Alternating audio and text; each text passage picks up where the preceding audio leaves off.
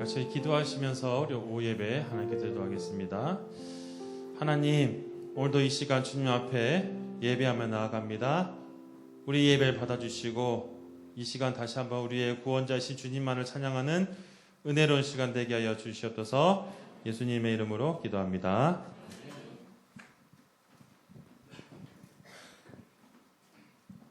할렐루야. 네. 잘 지내셨죠? 네. 우리 이렇게 한 주간에라도 얼굴 볼 수 있다는 것이 참으로 감사한 것 같아요. 그죠? 네. 오늘은 무슨 날이에요? 부활절이죠. 부활절이 뭔지 아시죠? 네. 아시지만 제가 다시 한번 부활절에 대한 풀이를 한번 해보겠습니다. 우리의 모든 죄를 사하시기 위해 죽음의 권세를 이기시고 우리를 구원하시기 위해 부활하신 주님을 이 시간 진정과 신령으로 찬양의 예배로 감사드리며 복된 시간이 되기를 간절히 소망하며 또 찬양 드리도록 하겠습니다. 찬양 드리겠습니다.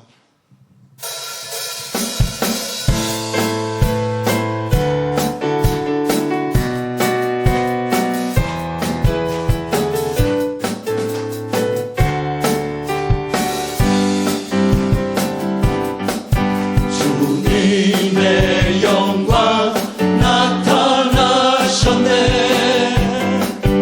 권능으로 임하셨네.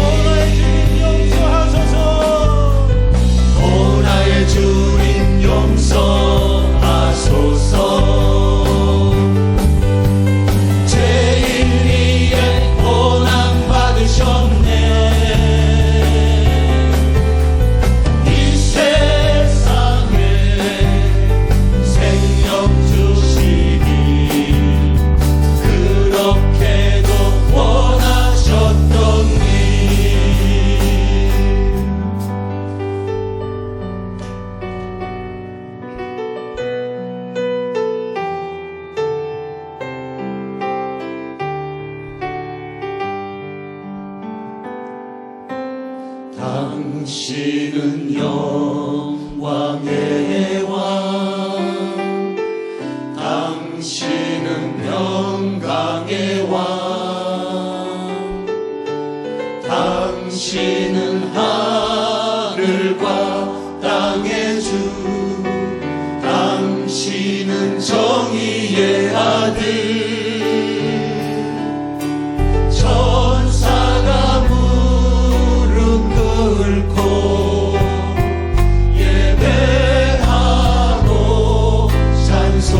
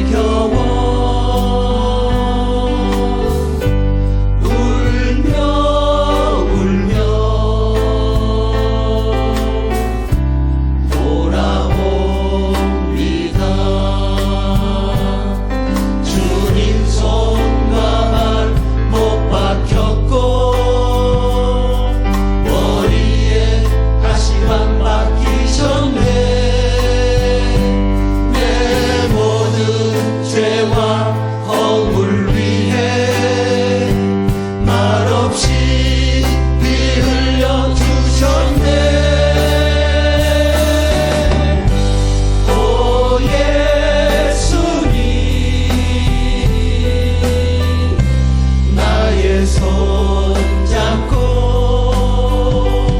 이제부터 영원까지 내 구주가 되옵소서. 이제부터 영원까지 내 구주가 되옵소서. 오 예수님, 내가 옵니다. 못 박히신 십자가 앞에 그 큰 사랑 눈물에 겨워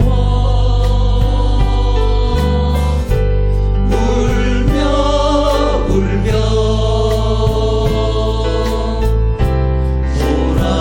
돌아옵니다.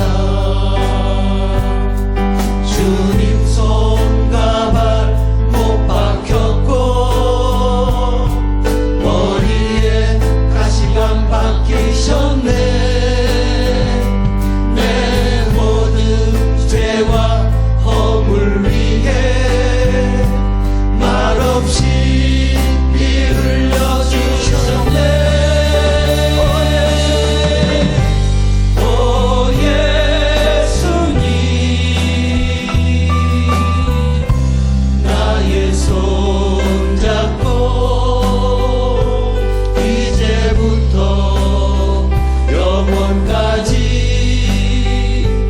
내 구주가 되옵소서.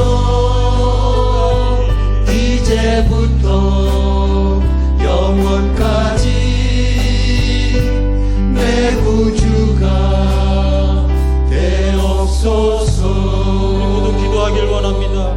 주님, 부활하신 주님께 감사를 드리며 이 시간 주여 부르짖으며 통성기도로 하나님께 나아갑니다. 주여!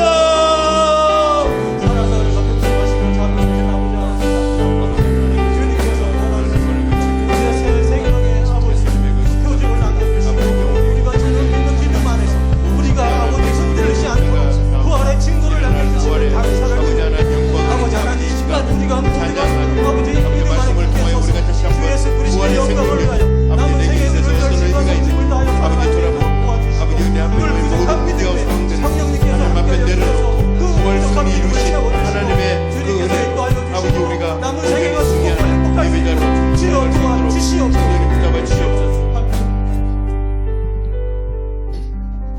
사랑의 많으신 하나님 아버지, 오늘도 찬양으로 우리의 마음을 올려드렸습니다. 당신은 우리의 왕이고 우리의 전부입니다.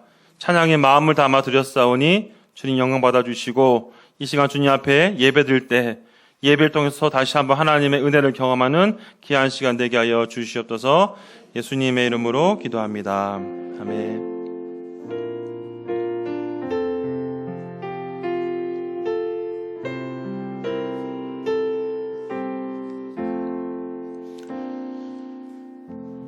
하나님 말씀 보도록 하겠습니다. 하나님 말씀 신약성경 사도행전 22장 14절과 15절 두 절 말씀 보도록 하겠습니다. 신약성경 사도행전 22장 14절에서부터 15절 22장 14절과 15절 말씀 두 절 같이 한 목소리로 합독하겠습니다. 그가 또 이르되 우리 조상들의 하나님이 너를 택하여 너로 하여금 자기 뜻을 알게 하시며 의인을 보게 하시고 입에서 나오는 음식을 듣게 하셨으니 내가 그를 위하여 모든 사람 앞에서 내가 보고 들은 것의 증인이 되리라. 아멘. 기도하겠습니다. 하나님, 이 시간 말씀을 듣습니다. 이 시간 말씀을 통해서 다시 한번 사람의 생각과 모든 것이 내려놓게 하시고 오직 하나님의 말씀과 뜻만이 이어지는 시간 되도록 역사하여 주시옵소서. 예수님의 이름으로 기도합니다. 아멘. 네, 오늘 이렇게 부활주일 또 오후 예배 오신 우리 성도들에게 다시 한번 부활의 놀라운 역사를 또 행하신 주님을 또 기대하며 나아가는 성도들 되기를 간절히 바랍니다. 네, 항상 이 절기가 되면 사실 설교자들에게서 좀 부담이 될 때가 있어요. 왜냐하면 절기 설교는 거의 스토리가 정해져 있는 게 많기 때문입니다. 물론 이 시간은 부활절 얘기를 하는 건 아니지만 또 우리 이어서 우리가 부활하신 주님을 따르는 성도로서 우리가 어떤 증인의 삶을 살 것인가 말씀을 통해서 같이 은혜 나누고자 합니다. 한 번쯤 우리 성도들께서 어렸을 때 학교에서 장래 희망이 뭐냐고 보통 이렇게 질문을 받으신 적이 있으실 겁니다. 저도 기억이 나는데요. 초등학교 때였던 것 같아요. 초등학교 때 학교에서 자기가 되고 싶은 거, 장래 희망을 말을 하면 많은 아이들이 뭐 대통령, 또 뭐 경찰관 이렇게 하였죠. 저는 굉장히 그런 거에 대해서 굉장히 식상하게 느꼈기 때문에 저는 솔직하게 제가 하고 싶은 일에 대해서 이렇게 적었습니다. 저는 뭐라고 했었냐면요. 요리사가 되고 싶습니다라고 했습니다. 제가 요리사가 되고 싶은 이유는 딱 한 가지입니다. 제가 먹고 싶은 음식을 마음껏 먹고 싶기 때문이에요. 근데 너무 단순한 생각이었어요. 여러분, 저는 이제 어린 마음에 제가 어렸을 때 친구 중에 친구 아버지가 요리사였거든요. 그래서 참 그 친구를 부러워했어요. 야, 너는 맨날 맛있는 음식을 먹겠구나. 맨날 그 뷔페에 가서 만난 그런 먹는 음식들 먹겠구나라고 제가 많이 부러워하니까 전혀 나를 이상한 눈으로 쳐다보더라고요. 왜냐하면 요리사라고 해서 또 그의 자녀라고 해서 항상 맛있는 음식을 먹는 건 아니기 때문입니다. 여러분, 제가 요리사가 되고 싶어서 초등학교 때 직접 요리를 해본 적이 있었습니다. 네, 단순한 거죠. 라면이죠. 저는 라면을 끓여 먹었는데 사실 제가 되게 좀 단순한 것이 있습니다. 뭐냐면 보통 우리가 이제 살아가면서 음식에 대해서 인식을 할 때 두 부류가 있죠.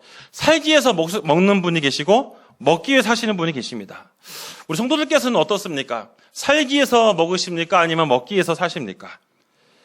네, 살기 위해서 먹으시죠. 대부분 그렇습니다. 제가 또 근데 참 감사하게도 저를 제외한 다른 교육자들이 다 살기 위해서 먹으시는 것 같습니다. 네. 왜냐하면은 저는 반대이거든요. 저는 먹기 위해 사는 그런, 죄송합니다. 제가 그냥 장난치는 것이 아니고요. 정말 먹는 즐거움이 참 행복하거든요. 제가 왜 요리사가 되고 싶다고 말한 이유가 뭐냐면 저는 어렸을 때, 저희 아버지가 고시 공부를 오래 하셔가지고요. 맨날 뭐라 그러죠? 밥하고 김치만 이렇게 한 거의 8년인가 먹었던 적이 있었습니다. 그러니까 저는 어렸을 때 그 생각이 뭐냐면 공부를 열심히 하시면 저희 아버지가 스카이대에 나오셨는데 저는 사실 싫었어요. 왜냐하면 전 다시는 아버지처럼 되고 싶지가 않았어요. 왜냐하면 먹을 게 없어요. 김치랑 밥을 한두 번도 아니고 9년 동안 먹다 보면은 사람이 이상해집니다. 정말 이상해집니다. 김치만 보면 신물이 날 정도로 죄송합니다. 제가 가끔 김치를 안 먹는 거에서 오해하시는 분들이 계셔가지고 제가 그거리 맛이 없었거나 뭐 무시하는 것이 아니라 자꾸만 어렸을 때 트라우마가 떠오릅니다. 게다가 거의 어머니는 모든 일을 다 도맡아서 하셨기 때문에 거의 어머니가 생계를 이끌어 가셨어요. 저는 그래서 다시는 아버지처럼 되고 싶지 않아서 열심히 공부를 하지 않았습니다. 네. 지금 생각하면 후회했죠. 저희 아버지는 참 좋은 대학을 나왔지만 저는 좀 그렇지 못한 대학을 나와서 항상 늘 마음에 아버지에게 상처를 드리긴 했었는데요.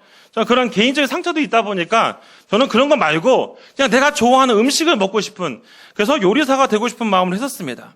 근데 항상 문제가 뭐냐면 요리를 할 때 맛을 잘 내야 되지 않습니까? 근데 저는 알다시피 초딩 입맛이다 보니까 라면을 끓일 때 물을 많이 합니다.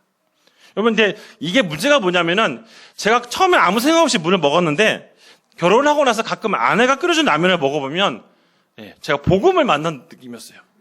왜냐하면 제가 원래 맛에 대해서 그렇게 되게 단순하기 때문에 인식을 못하는 편인데요.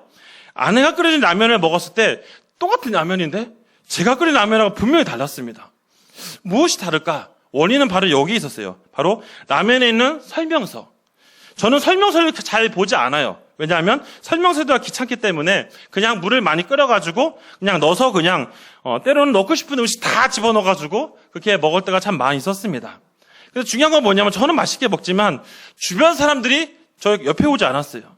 제가 저는 저 나름대로 음식을 맛있게 먹었다 할지라도 중요한 건 뭐냐면 사람들이 먹지 않으니까 그게 혼자서는 좋을지 모르지만 그것을 만약에 물건을 판다고 생각해 보시죠. 여러분, 요리사가 가장 중요하게 생각하는 게 뭐냐면 본인이 맛있게 먹을 수 있는 요리를 만드는 게 아니라 뭡니까? 판매해야 될 손님들이 맛있게 먹어줘야죠. 그렇지 않으면 무엇입니까? 요리사로 돈을 벌 수가 없는 것 아니겠습니까?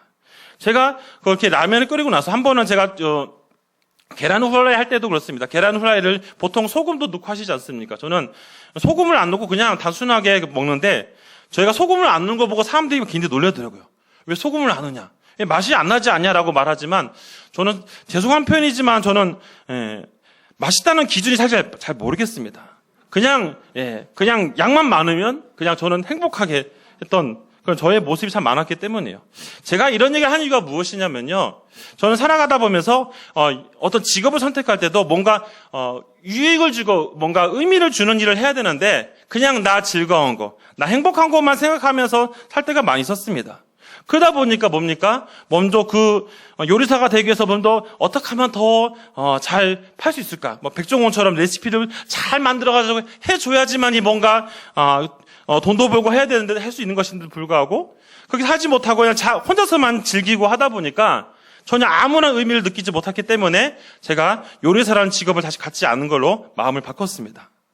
물론 하나님께 특별한 은혜를 주셔서 저에게 목회자의 길로 갈 수 있도록 저 개인으로 보면 특별한 은혜를 많이 주셨어요. 그래가지고 제가 이 길까지 오게 되었지만요. 돌아오면 생각해 보면 그런 생각들을 많이 하게 되어집니다. 어떤 생각이냐면 우리가 하나님 앞에서 살아갈 때 목회자로서도 그런 고민들을 많이 합니다. 과연 신앙생활하는 우리의 모습, 다시 말하면 교회는 무엇을 위해서 어떤 유익에서 살아가는 사람이 돼야 될까라는 고민을 해보았습니다. 사랑하는 성도 여러분, 교회는 무엇을 위해 살아가야 존재냐면 하나님의 뜻을 전하는 위해서 살아가야 된다는 것입니다. 물론 성도들과 함께 연합하기 때문에 성도들이 신앙생활 잘할 수 있도록 배려하고 돕는 것이 목회자의 사명 중에 하나이지요. 하지만 놓치지 말아야 될 거 한 가지 뭐냐면 하나님이 기뻐하시는 일을 하지 않는다면 아무리 그 교회가 부흥하고 여러 가지 화려할지라도 아무런 의미가 없습니다. 세상에서는 좋아 보일지 모르지만 하나님 앞에서는 아무것도 아니라는 거예요. 교회는 결국 하나님의 입맛을 맞춰드리고 하나님의 기분을 시원케 해주는 것이 그것이 가장 중요한 역할인 것을 보게 되어집니다. 그러므로 우리가 다시 한번 제가 오늘 말씀을 통해서 우리 같이 은혜를 나눌 것은 우리가 부활하신 주님을 기억하면서 또 우리가 앞으로 어떻게 살 것인가, 오늘 본문에 등장하는 이 사람을 통해서 다시 한번 우리가 앞으로 살아가는 삶 가운데 우리는 하나님의 영광을 위해서 또 살아가기 위해서 또 이런 결단을 하는 시간이 되었으면 좋겠습니다. 오늘 본문에 등장하는 사람은 잘 알고 있는 바울이죠. 바울의 인생을 돌아보면 두 가지로 볼 수 있습니다. 하나는 자기 마음대로 살아가는 모습과 그가 회심 이후에 하나님을 위해 살아간 모습, 두 부류지요. 그리고 특히 이 사도행전에서는 바울의 회심 사건을 총 3번에 걸쳐서 언급을 하고 있습니다. 첫 번째는 바로 이 9장에 등장하는 다메섹에서 주님 만난 사건이고요. 이후에 오는 22장과 26장에서 그가 회심한 그 사건들을 고백하면서 그가 언급하는 내용들을 다루고 있습니다. 오늘 그 다른 내용들 다 살펴보진 않겠지만 오늘 22장에 등장하는 내용 속에서 바울이 지금 복음 증거 사명을 감당하다가 지금 잡혔습니다. 잡힌 상황 가운데 그는 지금 굉장히 위험한 상황에 있었어요. 천부장이 봤을 때 그는 굉장히 이방인으로서 굉장히 좀 뭔가 문제를 일으키는 사람이라고 생각을 했습니다. 하지만 바울은 당시에 공통으로 사용하고 있는 헬라어를 통해서 자신의 다소 사람이란 것을 설명하니까 이 천부장이 놀라는 거죠. 그냥 일반 그냥 분위기를 흐트리는 그런 사람인 줄 알았는데 당시의 공용어는 헬라어를 아주 유창하게 하고 있는 거 보니까 그에게 호기심을 갖기 시작합니다. 그러면서 그가 이제 요청을 하지요. 제가 사람들에게 뭔가 변호를 하고 싶은데 뭔가 제가 할 말이 있는데 해도 되겠냐라고 요청을 합니다. 그러라서 오늘 본문에 등장하는 22장 말씀이 그가 히브리어로 자신의 모국어로 사람들에게 얘기하는 장면이죠. 그 장면이 바로 오늘 본문의 내용인데요. 본문은 사실 저희가 너무 많기 때문에 다 살펴보진 않지만 오늘 14절, 15절 앞의 내용은 그것입니다. 바울이 다메섹에서 예수님을 만나는 장면, 그리고 그가 아나니아를 통해서 하나님이 만나게 하신 아나니아를 통해서 그가 치료를 받는 그 장면들, 그러면서 그가 이제 오늘 내용을 얘기하고 있는데요. 사실 오늘 본문 연결석에서 봤을 때 아나니아 역시도 마찬가지였습니다. 그가 하나님으로부터 이제 당시에 사울이었던 청년을 도와주라 했을 때 그 역시 처음에는 거부하였지요. 뭐 지금은 말하면 신천지 같은 그런 이단의 무리라고 생각했기 때문입니다. 그를 도와줄 수는 없을 거라고 생각을 했었어요. 자신의 기준으로 보면. 하지만 하나님께서 그에게 어떻게 말씀하십니까? 나의 택한 그릇이라고. 앞으로 여러 왕들과 사람들 앞에서 하나님을 위해서 여러 가지 고난 당할 것을 하나님께서 이 아나니아에게 말씀해 주시죠. 하나님의 강권적인 특별한 은혜를 통해서 그 아나니아가 결국 이 바울의 당시 다메섹 만났을 때 그가 이제 회심할 수 있도록 도와주는 역할들을 한 것을 보여주고 있습니다. 그러면서 오늘 본문 속에서 바울이 이제 고백하는 장면인데요. 오늘 14절과 15절 말씀을 같이 한번 우리 읽어보겠습니다. 그가 또 이르시되 우리 조상들이 하나님이 너를 택하여 너로 하여금 자기 뜻을 알게 하시며 그의 의인을 보게 하시고 그 입에서 나오는 음성을 듣게 하였으니 내가 그로 위하여 모든 사람 앞에서 내가 보고 온 것 들은 것을 증인이 되리라. 아멘. 바울은 아까 말한 데서 회심한 이후에 사람들에게 이 모든 것에 나는 결국 증인이 될 것이다라는 그런 것을 고백하면서 얘기하고 있습니다. 사실 이 본문을 읽어보시면 아시겠지만 바울이 사람들에게 예수님 만난 그 모든 장면들을 다 설명을 합니다. 나도 원래는 핍박자였고 나의 기준을 살아갈 때는 하나님을 모독하는 사람이었지만 예수님이 하나님이 아니라 생각하고 그를 믿는 모든 교회를 핍박하는 일에 열심을 내었지만 다메섹에서 주님 만나고 나니까 내가 틀렸구나. 내가 틀렸고 내가 만난 그 예수님이 진짜 하나님이시구나라는 것을 그가 설명하는 것입니다. 자, 그때 사람들의 반응은 어떨까요? 당연히 사람들의 반응은 쌀쌀 맞을 수밖에 없어요. 사실 바울은 어떤 사람이었습니까? 스데반을 순교를 하는데 아주 적극적으로 앞장섰던 사람이에요. 그런 바울이었기 때문에 어찌 보면 역시 바울 역시 비난과 고난을 당하는 것이 당연할 수밖에 없습니다. 천부장 역시 그에게 고난을 행하려고 작정을 하였죠. 그의 매질을 하려고 하였을 때 그 찰나에 바울이 뭐라고 말할까? 백부장에게 당시 로마 시민권을 가진 자에게 어떻게 매를 댈 수 있냐라고 말했을 때 이제 그가 이제 놀라는 겁니다. 알고 보니까 바울이 태어날 때부터 로마 시민권을 가지고 있는 것을 보았을 때 이 천부장이 두려워 떠는 장면이 있죠. 사실 바울을 보면 재밌는 게 뭐냐면 바울은 평상시에는 자신이 가지고 있는 지위를 사용하지 않습니다. 하지만 그가 복음을 전할 수 있는 기회가 온다면 자신이 가지고 있는 로마 시민권, 가진 모든 지식들을 동원해서 복음을 전할 때는 다 이용한다는 거예요. 단순히 지금 고통당하는 것을 무서워서 로마 시민권을 밝히는 게 아니고 좀 더 이걸 활용해서라도 어떻게 해서든지 증인으로서 나의 기준을 버리고 하나님의 기준으로 사람들에게 다가가겠다는 것이 바울의 고백입니다. 여러분, 바울이 변화된 삶을 살아간 이후에 그런 굉장히 많은 어려움을 겪었어요.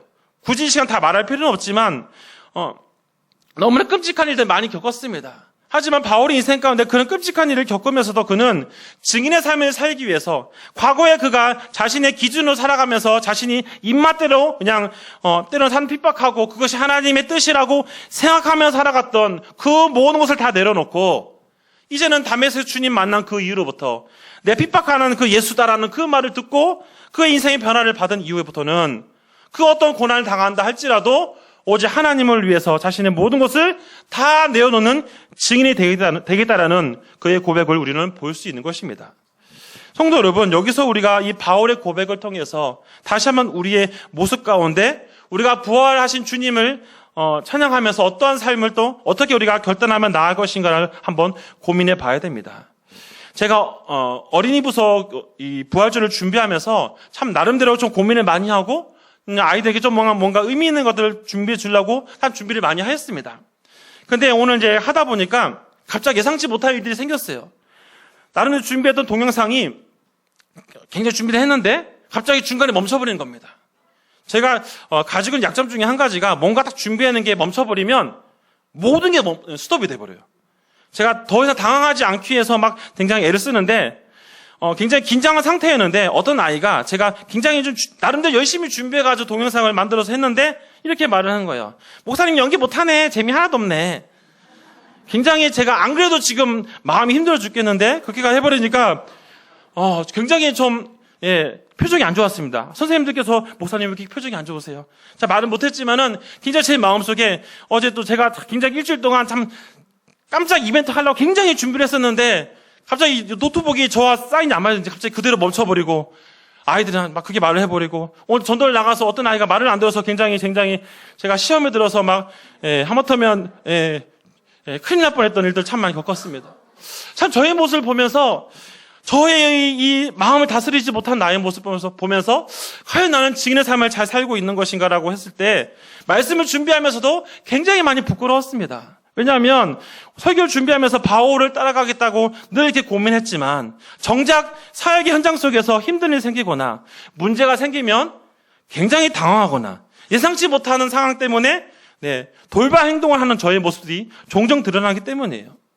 참 제가 돌아보니까 제가 2004년 6월부터 부교육자 사역을 시작을 해서 지금까지 보니까 한 6월달 되면 5월까지 하면은 한 19년 하는 것 같습니다. 19년의 사역을 돌아보면서 느낀 건 뭐냐면 참 비슷한 패턴들이 참 많았어요.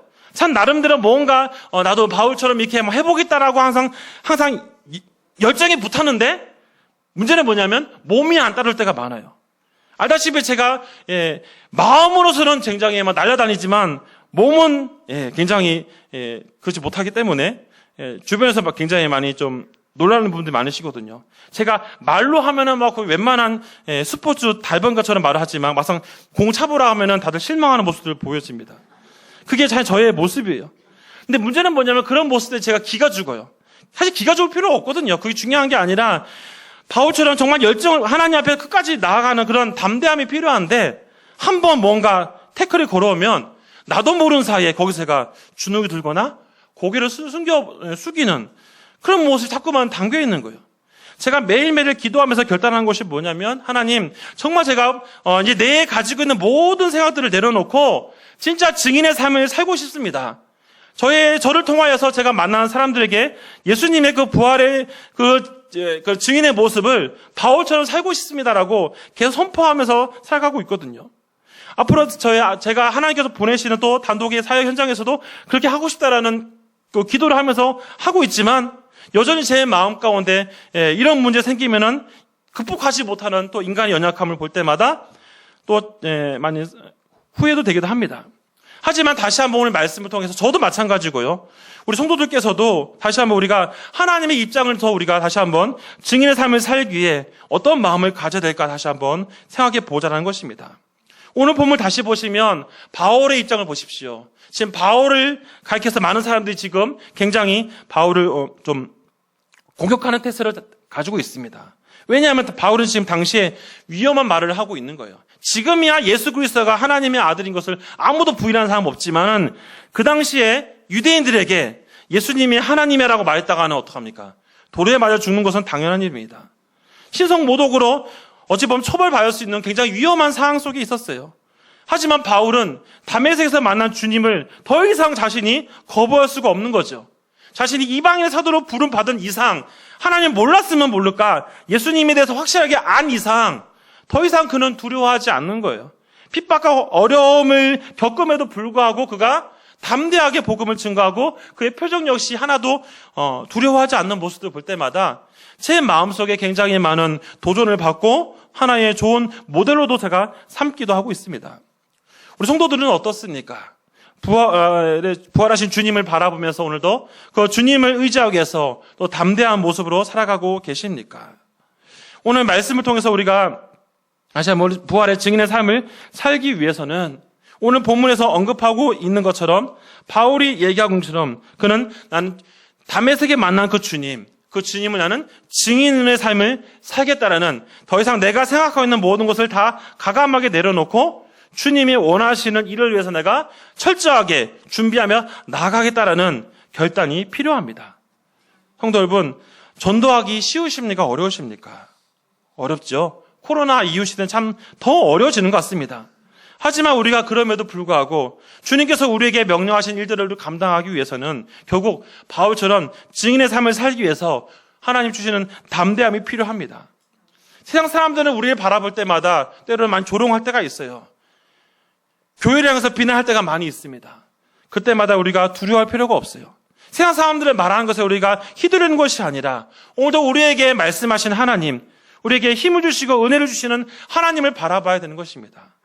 부활하신 주님을 믿는 이유가 무엇입니까? 주님께서 부활하셔서 스스로 살아나셔서 어떡합니까? 지금도 살아계시고 앞으로 살아계시고 영원히 살아계시는 분이 바로 하나님 아니십니까?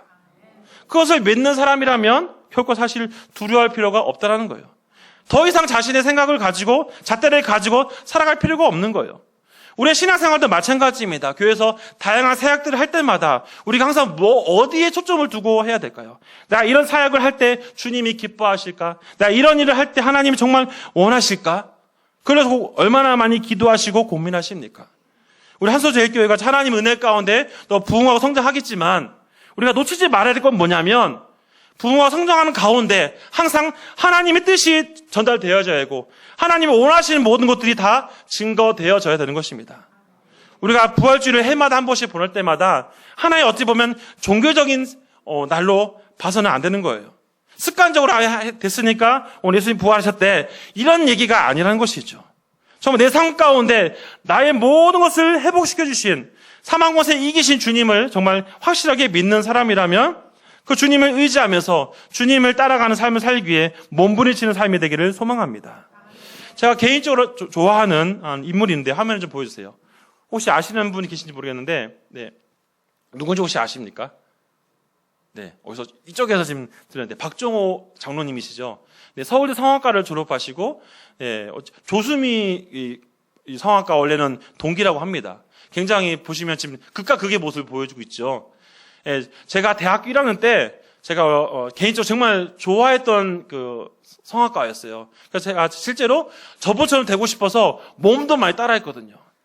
근데 저분이 굉장히 가지고 있는 게 뭐냐면 몸만 뚱뚱한 게 아니라 목소리가 굉장히 이쁩니다. 굉장히 그래서 저분이 모든 그 테이프를 제가 다 사가지고 지금은 이제 MP3를 듣지만 제가 대학 다닐 때만 해도 테이프 다 알아듣시죠? 테이프를 마이마이 하는 그 이어폰을 꽂고 항상 들으면서 이제 자전거 타고 학교 다닐 때마다 그걸 들으면서 다녔던 적이 있었거든요.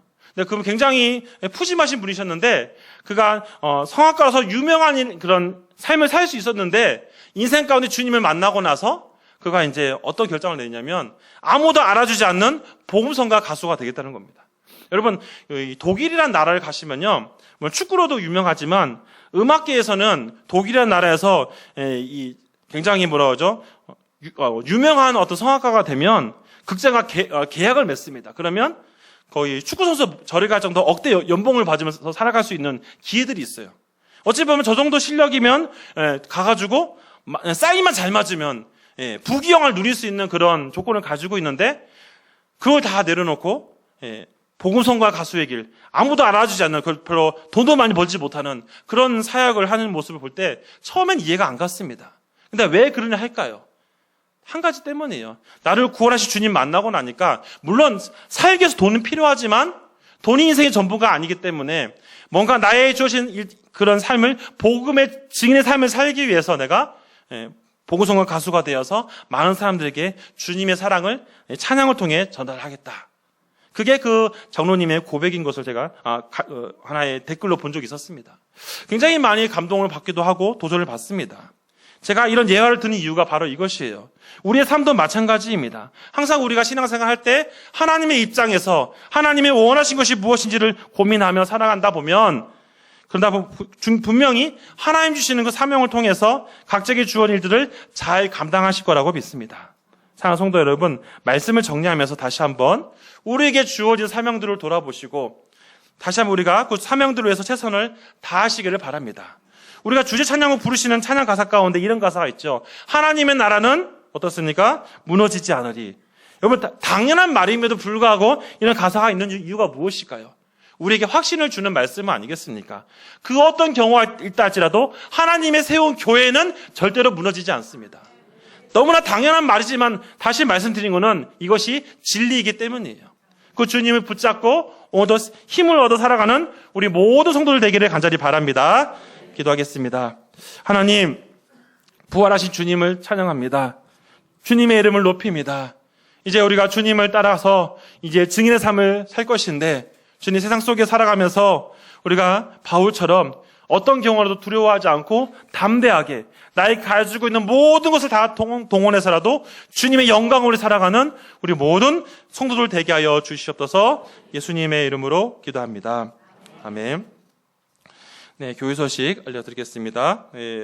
나머지 내용 다 보시고 계속해서 1000번째 또 우리 기도해 주시고 대신방 안내는 또 주보 참조해 주시고요. 또 우리 미국 예배 오후 찬양 예배 후에 우리 미국 기도 선교팀 모임이 있다는 거 찬양 대시 있으니까요. 더 참여해 주시면 되겠습니다. 나머지 광고 주보 참고해 주시고요. 이 시간 우리 주제 찬양 부르시고 제가 축도하고 마치겠습니다.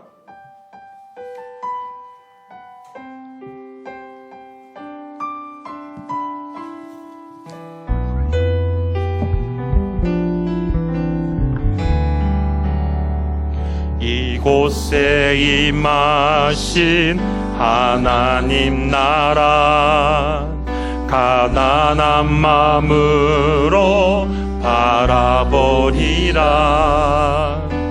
먼저 그 나라 그 뜻 구하며 나의 삶 드리리.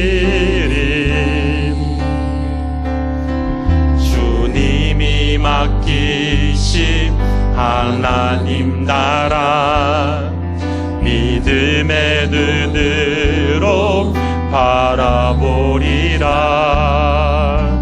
하늘의 뜻이 이 땅 가운데 완성될 그날까지 믿음 다하여 그 위에 서리라. 하나님의 나라는 무너지지 않으리. 믿음 다하여 그 나라 세워가리라. 주님 보도실 때 믿음 다하여